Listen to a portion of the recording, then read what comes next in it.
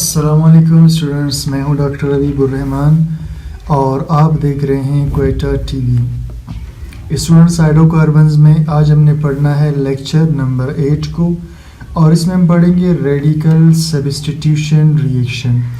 अब स्टूडेंट्स, इसमें पहला पॉइंट है रेडिकल का कि रेडिकल क्या होता है और दूसरा पॉइंट है सब्स्टिट्यूशन का। तो रेडिकल स्टूडेंट्स हम ऐसे स्पीशी को कहते हैं, ऐसे चीज़ को कहते हैं, ऐसे मॉलिक्यूल को कहते हैं जिसके पास एक फ्री इलेक्ट्रॉन होता है और इसकी वजह से ये बहुत ज़्यादा रिएक्टिव होता है। और सब्स्टिट्यूशन कहते हैं तबादले को, यानी किसी एक एटम को या कि एटमों को रिप्लेस करके कोई और एटम या एटम्स उसकी जगह लगा देना। तो रेडिकल सब्स्टिट्यूशन रिएक्शंस को हमने पढ़ना है। और रेडिकल इसे हम फ्री रेडिकल भी कहते हैं। रेडिकल और free radical is a highly reactive species. तो एक रेडिकल या फ्री रेडिकल बहुत ज़्यादा रिएक्टिव स्पीशी है। स्पीशी का मतलब है कोई एटम की या मॉलिक्यूल की किस्म है।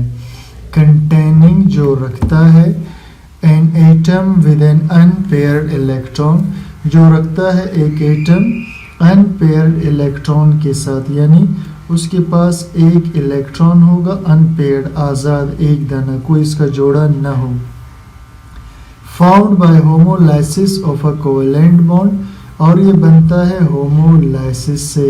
होमो का मतलब होता है एक जैसा और लाइसिस का मतलब होता है टूटना, यानी ऐसा कोवेलेंट बॉन्ड जो एक जैसा टूट जाए। अब इसका मतलब क्या हुआ स्टूडेंट्स, अब आप इसको गौर से देखना है, ठीक। अब देखिए, मैं एक रिएक्शन या कंपाउंड बनाता हूँ। यहाँ फर्ज कर एक कंपाउंड है और ये जो बीच वाले दो इलेक्ट्रॉन है ये इस कंपाउंड का बॉन्ड है, ठीक। अब ये होता क्या है स्टूडेंट्स, तो ये जो बॉन्ड वाले इलेक्ट्रॉन है ये टूट कर, ये बॉन्ड बीच से टूट जाता है, एक इलेक्ट्रॉन एक स्पीशी की तरफ चला जाता है और दूसरा इलेक्ट्रॉन दूसरे स्पीशी की तरफ चला जाता है, ठीक।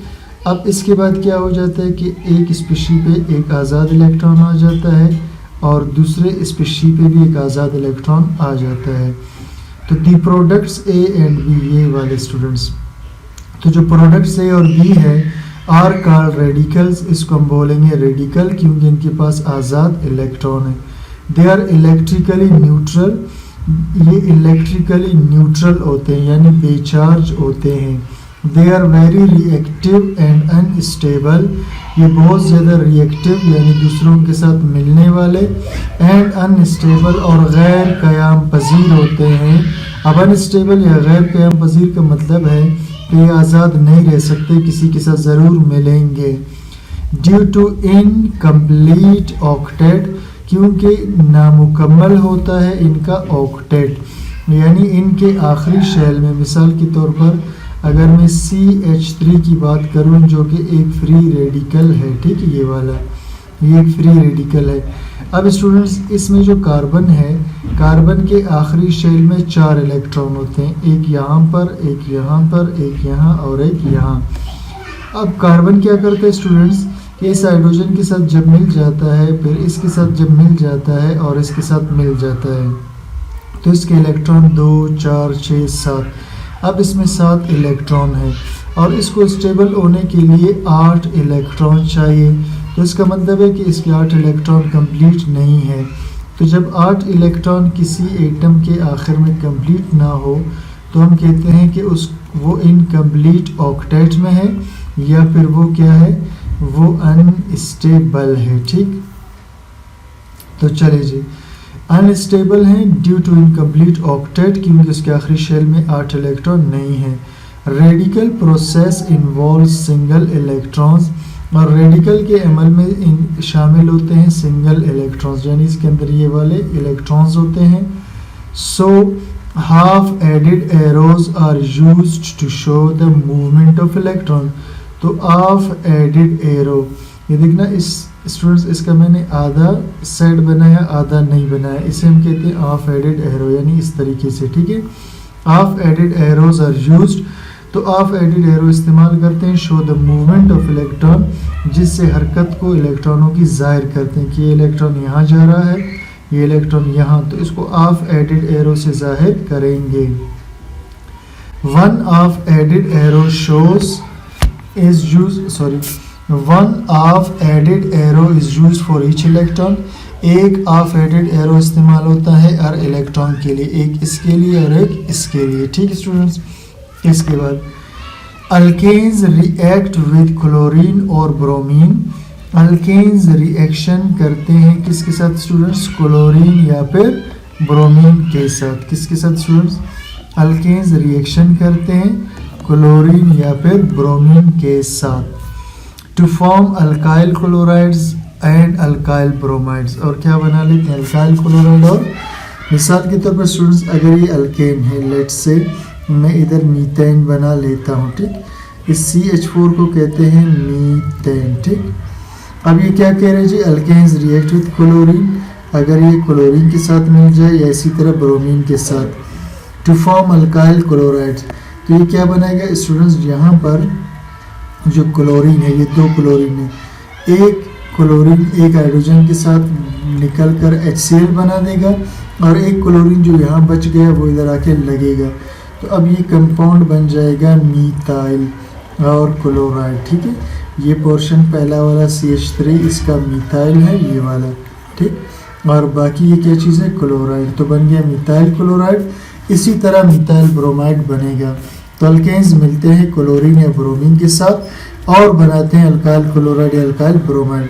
Reactivity order of alkanes is, और रिएक्टिविटी की जो तरतीब है अल्केन्स की वो ये है। टर्शरी अल्केन्स सबसे ज़्यादा रिएक्टिव होते हैं। अब टर्शरी अल्केन स्टूडेंट्स उसको कहते हैं कि कार्बन खुद 3 कार्बन से जुड़ा हुआ हो, कि कोई भी कार्बन जब खुद 3 कार्बन से, ये वाला जो कार्बन 3 कार्बन से जुड़ा उसे टर्शरी कहेंगे। तो इसके साथ क्लोरीन लगाओ तो ये टर्शरी अल्काइल हैलाइड्स भी कहलाएंगे। तो रिएक्टिविटी जो अल्केन्स के टर्शरी सबसे ज़्यादा, यानी ये वाले सबसे ज़्यादा रिएक्टिव होंगे। सेकेंडरी जिसमें कार्बन सिर्फ 2 कार्बन से जुड़ा हो। ठीक है, जिसमें कार्बन सिर्फ 2 कार्बन के साथ जुड़ा हो, इस तरीके से स्टूडेंट्स। ठीक, अब ये एक सेकेंडरी अल्काइल हैलाइड है, तो इसमें कार्बन चूंकि ये बीच वाला कार्बन 2 कार्बन से जुड़ा है तो ये सेकेंडरी है। इस तरह फिर प्राइमरी जिसमें एक कार्बन हो या एक कार्बन से जुड़ा हो, सही, तो इसे हम कहेंगे प्राइमरी। और सबसे फिर आखिर में मिथाइल, ये जो मैंने बनाया था ये वाला मिथाइल CH3, ये सबसे कम रिएक्टिव है। सबसे ज़्यादा टर्शरी वाले, फिर सेकेंडरी, प्राइमरी, फिर methyl. Reactivity order for halogens, और हैलोजेंस में सबसे ज़्यादा रिएक्टिव फ्लोरीन है, फिर क्लोरीन है, फिर ब्रोमीन है और फिर आयोडीन है। Chlorination gives least stable, chlorination देता है बहुत कम स्टेबल। लीस्ट स्टेबल कम स्टेबल, कम क़याम पजीर, यानी क्लोरीन देता है कि क्या मतलब है? क्लोरीन को जब हम मिलाएंगे किसी अल्केन के साथ तो ये लीस्ट स्टेबल कंपाउंड बनाएगा, while bromination gives most stable. और अगर इसके साथ हम ब्रोमीन मिला ले, मिथाइल ब्रोमाइड, तो ये मोस्ट स्टेबल रेडिकल देगा। Reaction proceeds by radical chain mechanism, ये रिएक्शन जारी रहता है रेडिकल चेन मैकेनिज्म के ज़रिए, विच इज़ एक्सप्लेन्ड बिलो। अब इसको डिस्कस करते हैं। तो reaction mechanism of radical substitution reaction, अब रिएक्शन का तरीका पढ़ेंगे, रेडिकल सब्स्टिट्यूशन रिएक्शन का। Halogenation of alkanes occur through the formation of free radical. Halogenation का मतलब है एलोजिन का। अब हेलोजिन का मतलब है फ्लोरीन, क्लोरीन, ब्रोमीन और आयोडीन का। तो हेलोजिनेशन ऑफ अल्केन्स यानी दाखिल होना alkanes, halogenation of alkane, alkane में दाखिल होना इनका अक्कर होता है through formation of free radical, formation of free radical के ज़रिए। यानी पहले क्या होगा, फ़र्ज़ करें अब ये एक अल्केन है, ठीक, तो पहले ये अल्केन क्या बनेगा, ये फ्री रेडिकल्स बन जाएंगे, ठीक। बिल्कुल इसी तरह जो हेलोजन होगा वो भी टूटकर पहले फ्री रेडिकल्स बनाएगा, तो फिर बाद में ये जो फ्री रेडिकल्स है ये आपस में मिलकर कंपाउंड बनाएंगे। तो ये जो हेलोजिनेशन हुआ यानी क्लोरीन जो मिथाइल में दाखिल हुआ, तो ये जो है फ्री रेडिकल मैकेनिज्म के ज़रिए होगा। And is called free radical mechanism. It occurs in 3 steps. पहला स्टेप इसका इनिशिएशन है, यानी जिसे हम इब्तिदा या आगाज़ कहते हैं। प्रोपगेशन का मतलब है आगे बढ़ना, जारी रहना, और टर्मिनेशन इख्तिताम को कहते हैं, ठीक। तो 3 स्टेप्स में होता है। पहले हम इसका ये स्टेप्स इनिशिएशन को डिस्कस करते हैं। In this step chlorine free radical, इस स्टेप में क्या होगा, chlorine free radicals are form, chlorine का फ्री रेडिकल बनेगा बाय होमोलिटिक फिजन के ज़रिए। यानी ये जो क्लोरीन का मॉलिक्यूल है जो कि Cl2 है, लेकिन हम इसे यहाँ पर अलग अलग लिखते हैं। अब इसमें क्या होगा स्टूडेंट्स, ये जो दो इलेक्ट्रॉन है बीच के ये टूट जाएंगे, एक इलेक्ट्रॉन इसके पास आएगा, एक इलेक्ट्रॉन इसके पास, तो क्लोरीन के दो फ्री रेडिकल्स तैयार हो जाएंगे, ठीक, बन जाएंगे। In this step chlorine free radicals are form, chlorine के फ्री रेडिकल बनेंगे होमोलिटिक फिजन से। होमो का मतलब है एक जैसा, लिटिक टूटना, यानी ये बॉन्ड बीच में से एक जैसा टूट जाएगा। Of chlorine in the presence of heat, या तो इसको हम हीट करेंगे, गर्म करेंगे, या फिर क्या करेंगे, लाइट देंगे। Each atom takes one of the bonding electron, हर एटम ले जाएगा एक बॉन्डिंग इलेक्ट्रॉन, यानी एक क्लोरीन एक इलेक्ट्रॉन ले जाएगा, दूसरा क्लोरीन दूसरे इलेक्ट्रॉन को इस तरह से ले जाएगा। And two highly reactive chlorine atoms are form, और दो बहुत ज़्यादा रिएक्टिव क्लोरीन के एटम बनेंगे विच आर फ्री रेडिकल, जो क्या है, फ्री रेडिकल। आगे जी प्रोपगेशन, आगे बढ़ना। Chlorine free radical now abstracts, abstract का मतलब है निकालना। क्लोरीन फ्री रेडिकल अब निकालता है हाइड्रोजन एटम को फ्रॉम द मीथेन, मीथेन से, यानी ये स्टूडेंट्स मीथेन में बना रहा हूँ जो कि CH4 होता है, सही, ये वाला, सॉरी यहाँ पर ये CH4 है, ठीक।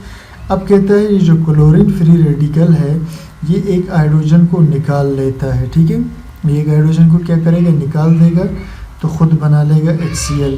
इस तरह फिर मिथाइल फ्री रेडिकल यहाँ पर बन जाएगा।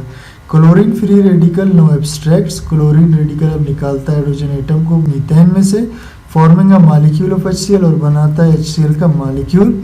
एंड मिथाइल रेडिकल, ये बन गया मिथाइल रेडिकल स्टूडेंट्स, और ये बन गया HCl हाइड्रोक्लोरिक एसिड का मॉलिक्यूल। मिथाइल रेडिकल एब्स्ट्रैक्ट्स अ क्लोरीन एटम, अब ये जो मिथाइल रेडिकल बन गया ये वाला स्टूडेंट CH3, ठीक है, इसे हम यूँ भी लिख सकते हैं, सही। तो ये जो फ्री रेडिकल स्टूडेंट्स ऊपर बना है ये वाला मिथाइल रेडिकल एब्स्ट्रैक्ट्स अ क्लोरीन एटम, ये फिर क्या करेगा, एक और क्लोरीन के मॉलिक्यूल में से एक क्लोरीन का एटम निकाल देगा, ठीक, forming a molecule of methyl chloride, और बना लेगा एक मिथाइल क्लोराइड का molecule. And another chlorine radical, साथ में क्लोरीन का रेडिकल, तो ये क्लोरीन का रेडिकल बन जाएगा। Which can then abstract hydrogen atom, वो वापस हाइड्रोजन का एटम निकालेगा from another molecule of methane, एक और मीथेन से, जैसे ऊपर वाला स्टेप है ऐसा रिपीट होगा। These two steps repeat again and again, ये दो स्टेप बार बार रिपीट हो जाएंगे, मेकिंग अ चेन रिएक्शन, और एक चेन रिएक्शन बनेगा, ना ख़त्म होने वाला रिएक्शन स्टार्ट हो जाएगा। These steps are called propagation steps, इन स्टेप्स को हम कहते हैं propagation step, because they propagate the reaction, क्योंकि ये आगे बढ़ाते हैं या जारी रखते हैं रिएक्शन को, ठीक। अब स्टूडेंट्स का लास्ट स्टेप जो है टर्मिनेशन, इसको पढ़ते हैं। Free radicals of similar and dissimilar types, जो आज़ाद रेडिकल्स होते हैं सिमिलर और डिसिमिलर टाइप के। अब सिमिलर से मुराद स्टूडेंट्स जैसा कि दो मिथाइल फ्री रेडिकल हो गए और क्लोरीन प्लस क्लोरीन हो गए, ये सिमिलर है। और इसी तरह डिसिमिलर से मुराद है एक मिथाइल और एक क्लोरीन हो। तो फ्री रेडिकल्स ऑफ सिमिलर ये सिमिलर वाले हो गए, एंड डिसिमिलर और मुख्तलिफ हो गए, ठीक है, डिसिमिलर जो मुख्तलिफ हो। टाइप्स कंबाइन टुगेदर, अभी आपस में मिलेंगे, ये दोनों मिलेंगे तो CH3 बनाएंगे, ये दोनों मिलेंगे तो क्लोरीन क्लोरीन, और ये मिलेंगे तो methyl chloride. Combine together to give neutral molecules, और ये न्यूट्रल मॉलिक्यूल्स बनाएंगे, ठीक। The combination of these radicals is called termination step, मिलना इन रेडिकल्स का टर्मिनेशन स्टेप कहलाता है, because it helps to carry the reaction to an end, क्योंकि ये मदद करता है ले जाने में रिएक्शन को टू एन एंड, ख़त्म तक। By decreasing the number of radicals, क्योंकि ये कम कर देता है तादाद को रेडिकल्स का, available to propagate the reaction, जो दस्तयाब होते हैं बढ़ाने के लिए रिएक्शन को। यानी ये रेडिकल जो रिएक्शन को बढ़ा रहे थे ये खुद आपस में मिलकर न्यूट्रल कंपाउंड्स बनाएंगे। इस तरह रेडिकल्स खत्म होंगे तो रिएक्शन रुक जाएगा। Reaction of methane with chlorine also produces the highly halogenated products. Reaction methane का क्लोरीन के साथ बनाता है बहुत ज़्यादा हेलोजिनेटेड हेलोजन वाले प्रोडक्ट्स सच एज CH2Cl। इसको डाइक्लोरोमीथेन कहते हैं स्टूडेंट्स, ठीक है, डाइक्लोरोमीथेन। अब इन सब के मैं आपको बताऊंगा। और इसे हम कहते हैं स्टूडेंट्स क्लोरोफॉर्म भी कहते हैं, ट्राइक्लोरोमीथेन या फिर जो इसका मशहूर नाम है क्लोरोफॉर्म, या इसे हम कहते हैं ट्राइक्लोरोमीथेन, ठीक। और ये जो है इसे हम कहते हैं carbon tetra chloride, carbon tetra chloride इसे कहते हैं स्टूडेंट्स, ठीक है। अलॉन्ग विद HCl साथ HCl बनेगा। क्या मतलब हुआ स्टूडेंट्स? इसका मतलब ये हुआ, अब मैं इधर आपको समझाता हूँ, ठीक। यानी अगर मीथेन को लेड से मैं मिलाता हूँ क्लोरीन के साथ, ठीक, तो सबसे पहले क्या होगा, ये क्लोरीन जो है HCl बनकर अलग हो जाएगा और बाकी CH3Cl के साथ मिलेगा, तो ये बन गया CH3Cl मिथाइल क्लोराइड। अगर स्टूडेंट्स इसी मिथाइल क्लोराइड को यानी इस कंपाउंड को मैं नीचे लाऊं और दोबारा क्लोरीन के साथ मिलाऊं तो एक और हाइड्रोजन इसमें से निकल जाएगा HCl बनकर, और ये जो क्लोरीन है ये इधर आके लग जाएगा। तो कार्बन के साथ अब 2 हाइड्रोजन पुराने वाले और 2 इसमें क्लोरीन लग चुके। तो ये स्टूडेंट्स ये जो कंपाउंड है इसे हम CH2Cl2 कहते हैं, या इसे हम कहते हैं डाइक्लोरोमीथेन। क्या बोलते हैं इसको स्टूडेंट्स? डाइक्लोरोमीथेन। इसी तरह स्टूडेंट्स अगर इस कंपाउंड को मैं इधर नीचे ले आऊँ दोबारा से, जिसमें 2 क्लोरीन थे और 2 हाइड्रोजन थे, और इसे दोबारा क्लोरीन के साथ मिलाऊं तो ये हाइड्रोजन इसके साथ निकल कर HCl बनाएगा और क्लोरीन इधर आके लगेगा। तो अब कार्बन के साथ हो गए 3 क्लोरीन 1 हाइड्रोजन, इसे हम कहते हैं ट्राइक्लोरोमीथेन, या इसका एक मशहूर नाम है बहुत ही ज़्यादा, और उसे हम कहते हैं क्लोरोफॉर्म। ये नशे के लिए इस्तेमाल होता है, बेहोश करने के लिए। अब स्टूडेंट्स ये जो हमारे पास ट्राइक्लोरोमीथेन या जिसे क्लोरोफॉर्म हम कहते हैं, अगर हम इसे दोबारा मिलाएं इस क्लोरीन के साथ तो एक और HCl बनेगा और बाकी ये जो क्लोरीन है ये इधर आकर लग जाएगा। तो इस तरह कार्बन के साथ 4 क्लोरीन लग जाएंगे, इसे हम CCl4 लिखते हैं और इसे हम कहते हैं कार्बन टेट्रा क्लोराइड। क्या बोलते हैं इसको स्टूडेंट्स? Carbon tetra chloride. तो स्टूडेंट्स ये था आज का हमारा लेक्चर। उम्मीद करता हूँ आपको लेक्चर समझ में आ गया है।